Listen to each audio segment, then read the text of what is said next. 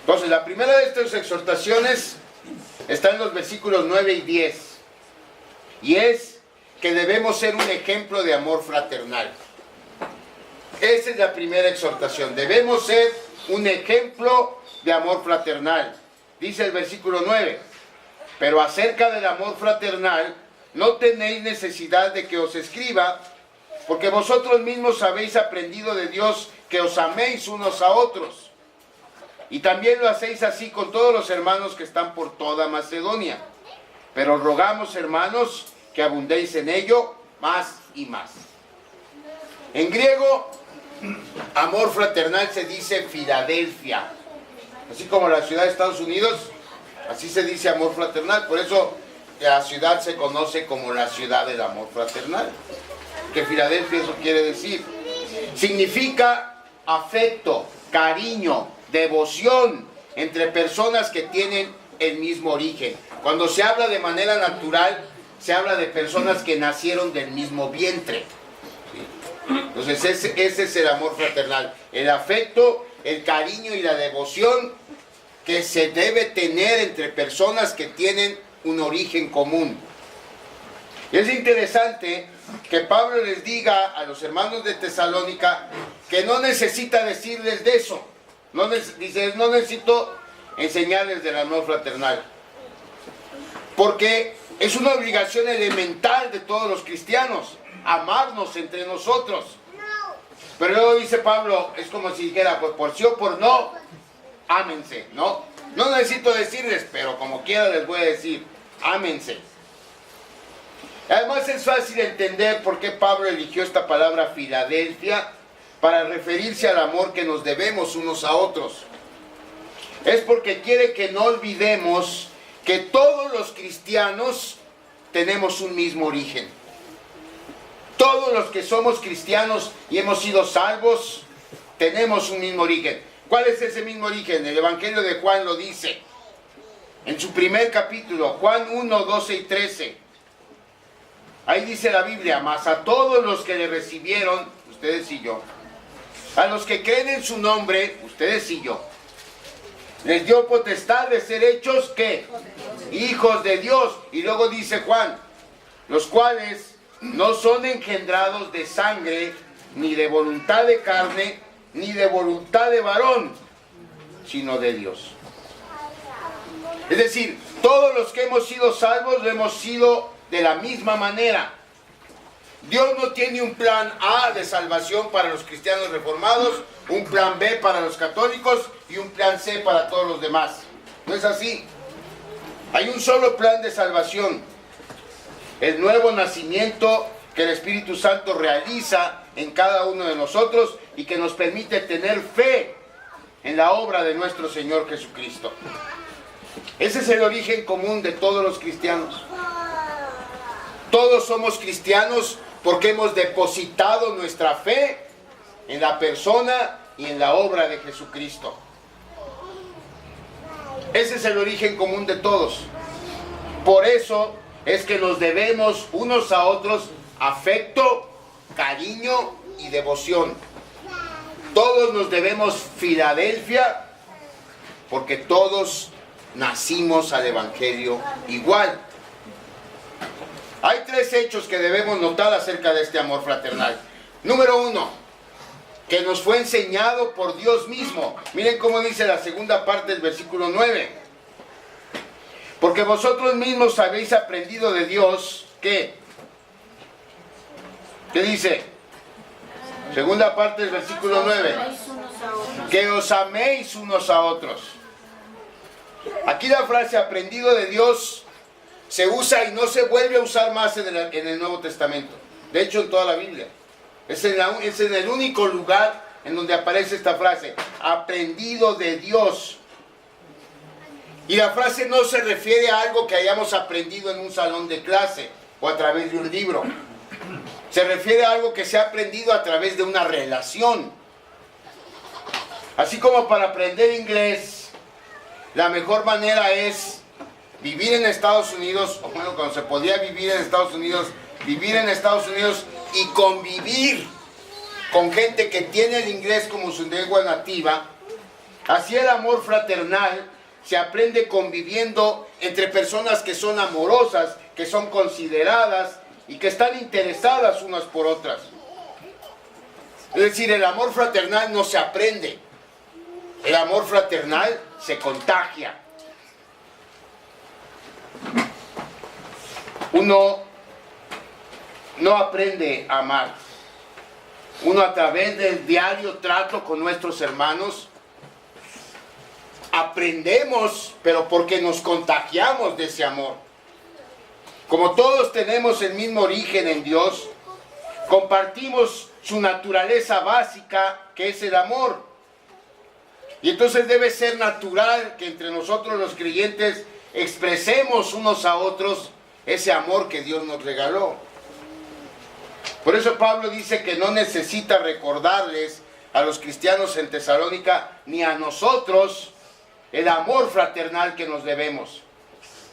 Porque ser cristiano, hermanos, es pertenecer a una comunidad fraternal, a una comunidad de amor fraternal. Esa es la primera característica de este amor. La segunda, ese amor fraternal alcanza para todos los hijos de Dios. Fíjense, la primera parte del versículo 10. Y también lo hacéis así, dice Pablo, con todos los hermanos que están por toda Macedonia.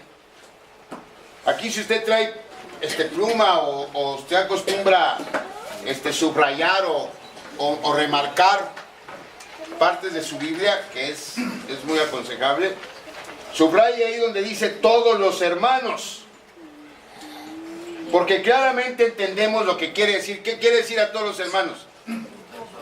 A todos los hermanos, ¿no?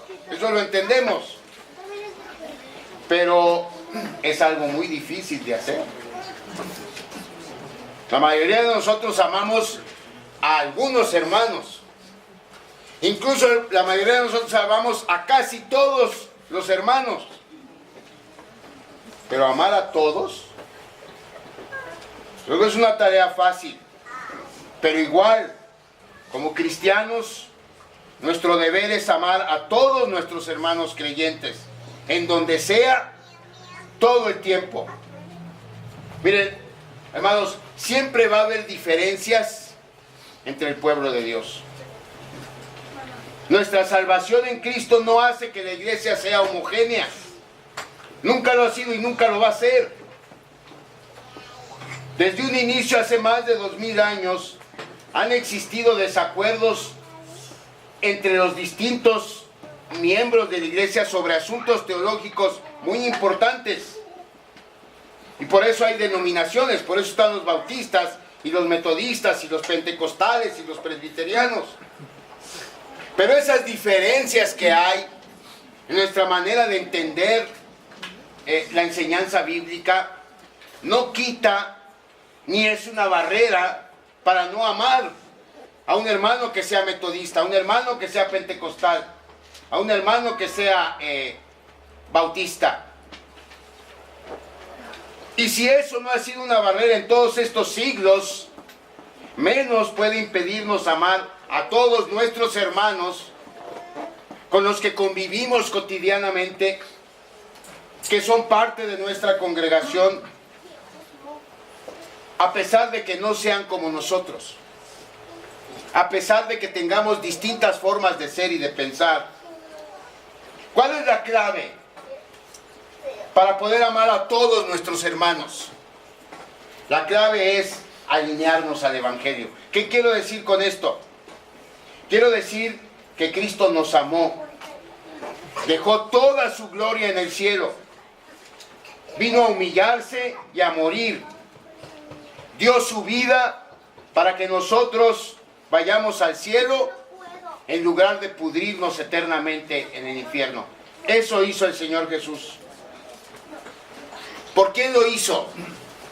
Por todos sus elegidos, por los que son gruñones y por los que son alegres, por los que son conflictivos y por los que son pacificadores, por los que son codos y por los que son liberales, por los que son propositivos y por los que nada más critican, por los optimistas y por los pesimistas. Nos amó a cada uno de nosotros con todos nuestros defectos.